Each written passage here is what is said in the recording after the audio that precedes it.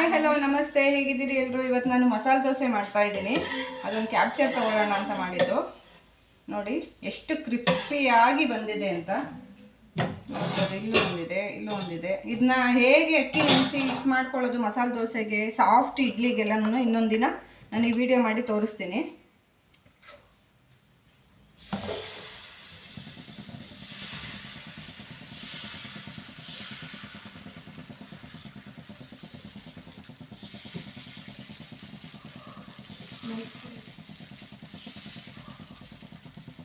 ನಾನು ತೋರಿಸಿದ್ನಲ್ಲ ಬೆಣ್ಣೆ, ಈ ಥರ ಮಸಾಲೆ ದೋಸೆಗೆ ಬೆಣ್ಣೆ ಹಾಕ್ತೀನಿ.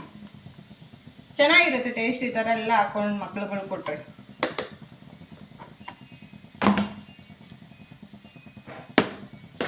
ಬೆಣ್ಣೆ ಹಾಕ್ತೀವಿ ಅನ್ನೋ ಒಂದು 10 ನಿಮಿಷ ಮೊದಲೇ ತೆಗೆದಿಟ್ಕೋಬೇಕು.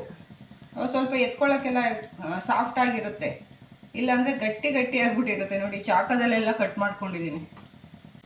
ಇದ್ರ ಜೊತೆಗೆ ಕೆಂಪು ಚಟ್ನಿ ನಾನೇ ಮಾಡಿಟ್ಕೋತೀನಿ. ಇದು ಒಂದಿನ ಮಾಡುತ್ತೆ ಹೇಗೆ ಅಂತ ಇದೊಂದು ದಿನ ಮಾಡಿ ತೋರಿಸ್ತೀನಿ.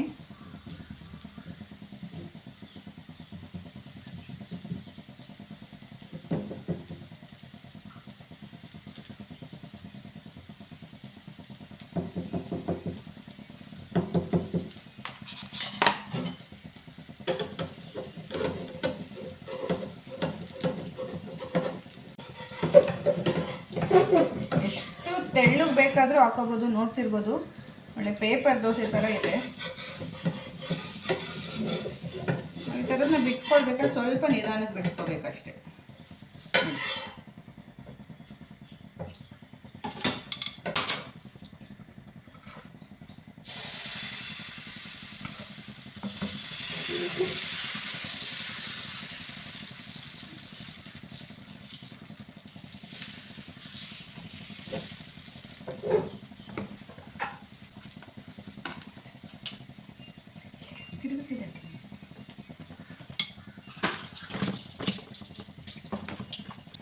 ಚಿನ್ನ ಹಿಂಗೆ ಹಾಕ್ಕೊಟ್ಬಿಡ್ಲ, ತಿಂತಾ ಇರ್ತೀಯಾ?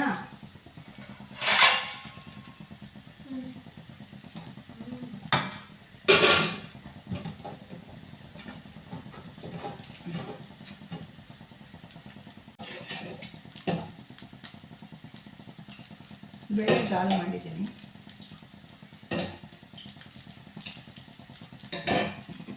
ದಾಲ್ ಅಂದರೆ ಬರೀ ದೋಸೆಗೆ ಆಗೋ ಥರ ಅಲ್ಲ, ಸಾಂಬಾರು ಆಗಬೇಕು, ಆ ಥರ ಮಾಡಿದ್ದೀನಿ.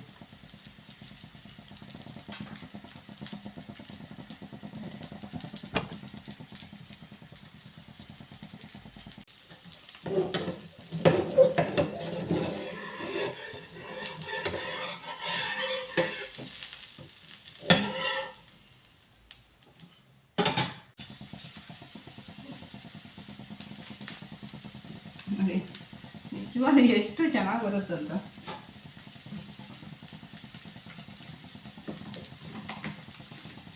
ಫೋಲ್ಡ್ ಮಾಡೋಕ್ಕೆ ಆಗಲ್ಲ, ಆ ಥರ ಇದೆ, ಅಷ್ಟು ಕ್ರಿಸ್ಪಿಯಾಗಿ.